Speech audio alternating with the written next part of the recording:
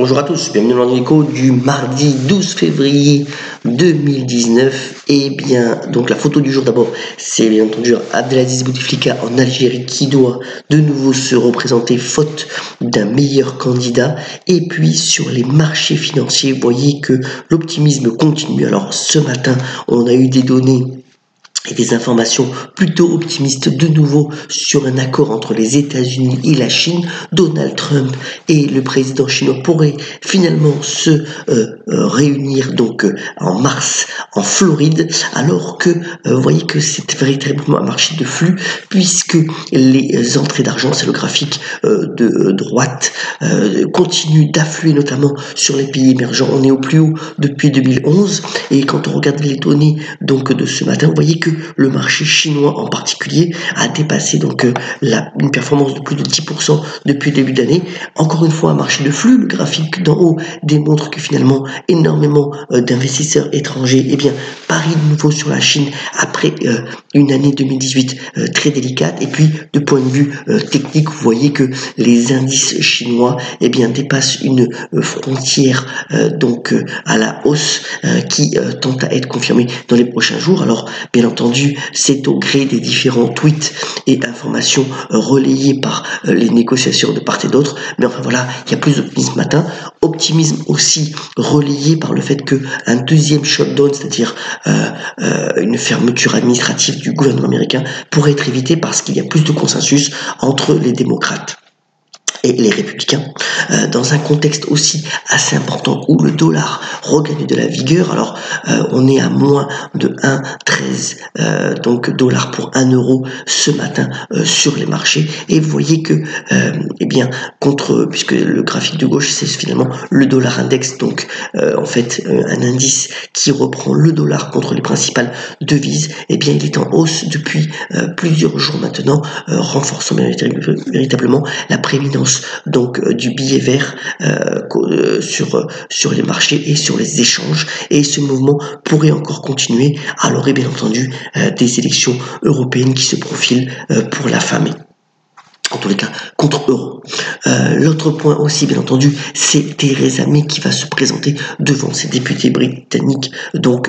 Aujourd'hui, alors pour le moment, Theresa May cherche à gagner du temps, à trouver un consensus pour pouvoir finalement renégocier avec l'Union européenne. Mais vous voyez que c'est pour le moment l'incertitude complète. Alors l'euro GBP, c'est-à-dire la variation du sterling par rapport à l'euro, est complètement stoïque en ce moment. Peut-être que Theresa May finalement va chercher la stratégie de la ligne droite, mettant le Parlement devant ses responsabilités pour pouvoir finalement arracher un accord de dernière minute, sachant que l'échéance est toujours fixée pour le moment au 29 mars pour la sortie du Royaume-Uni de l'Union européenne. On verra bien la suite des événements. Voilà, Theresa May se présente devant les députés aujourd'hui.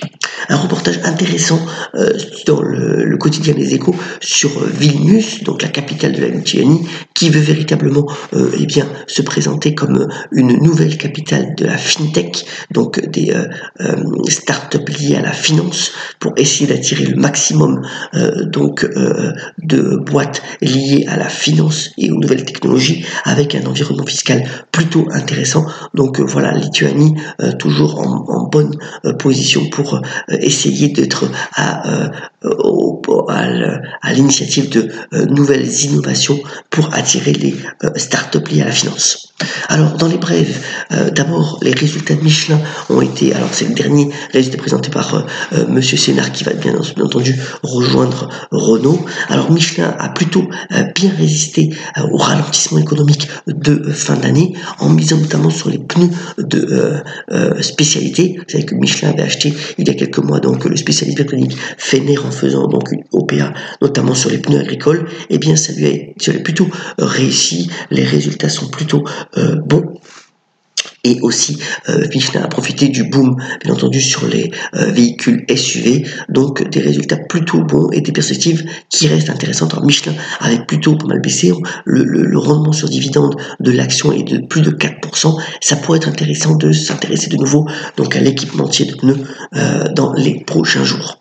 On attend donc ce matin, avant l'ouverture des marchés, bien entendu, les résultats d'un autre géant du luxe, c'est Kering. On verra si Kering arrive à rassurer les investisseurs comme l'a fait LVMH il y a 10 jours. Vous voyez que le marché pour le moment y croit, puisque l'action a repris du galon depuis en tous les cas le début de l'année.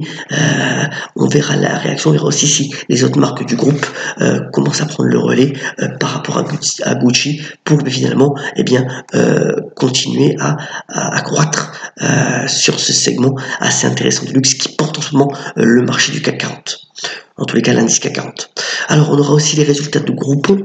Là, on est complètement à l'envers du luxe, c'est pour ça que je vais le marquer. Donc, Groupon, c'est bien entendu le fait de pouvoir avoir des achats à tarifs réduits. Alors, il y a tout un plan de transformation qui s'est mis en place pour le groupe américain. On verra si finalement, celui-ci a réussi à enrayer la baisse des ventes. Ce sont des résultats qui seront liés après la clôture, mais si ça commence à porter, ce nouveau plan commence à porter ses fruits, ça pourrait être là aussi intéressant de s'intéresser à la valeur Groupon qui cote sur les États-Unis et qui pourrait aussi faire l'objet d'une tentative de rapprochement d'un des grands groupes technologiques si son plan fonctionne. Alors Morgan Stanley, la banque américaine, fait sa plus grosse acquisition depuis la crise des subprimes. Elle achète en fait un groupe Solium. Alors Solium, c'est un groupe qui est spécialisé dans les plans d'actionnariat. C'est une acquisition pour plus de 1 milliard de dollars avec 43 de primes. L'idée pour Morgan Stanley, c'est véritablement de s'adresser à la nouvelle génération que l'on appelle les millennials et qui peuvent avoir donc des plans d'actionnariat qui doivent être gérés. Donc voilà une belle acquisition pour Morgan Stanley qui fait un pas stratégique pour sa croissance à venir. Alors, Netflix continue d'avoir des concurrents qui essayent de montrer les muscles, puisque on sait que le Disney va bientôt lancer Disney+, véritable concurrent de Netflix sur la vidéo à la demande. Et bien, Hulu aussi montre les gros, puisque le groupe américain qui revendique déjà 8 millions d'abonnés, c'est une croissance de 50% sur un an, et bien c'est allé avec Marvel Super Heroes pour faire une série qui sera disponible sur cette plateforme, aussi avec des acteurs comme George Clooney et Leo DiCaprio pour encore faire de nouvelles séries et attirer toujours plus d'abonnés. Donc voilà un concurrent de plus important pour la plateforme Netflix. Terminons ce Morning Echo par la citation du jour. Elle nous vient d'Abraham Lincoln, sans avoir dit la photo du jour qui concerne un salarié au Pakistan sur le textile. Vous savez que le Pakistan est en pleine transformation, notamment devient un acteur du textile, devient aussi un acteur sur notamment les nouvelles technologies et les réseaux sociaux.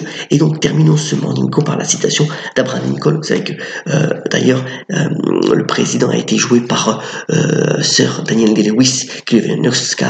Et il a notamment dit « Vous ne pouvez pas aider le pauvre en ruinant le riche ». Je vous souhaite une excellente journée. À très bientôt sur le Morning Echo et soyons solidaires tout en ayant la pêche.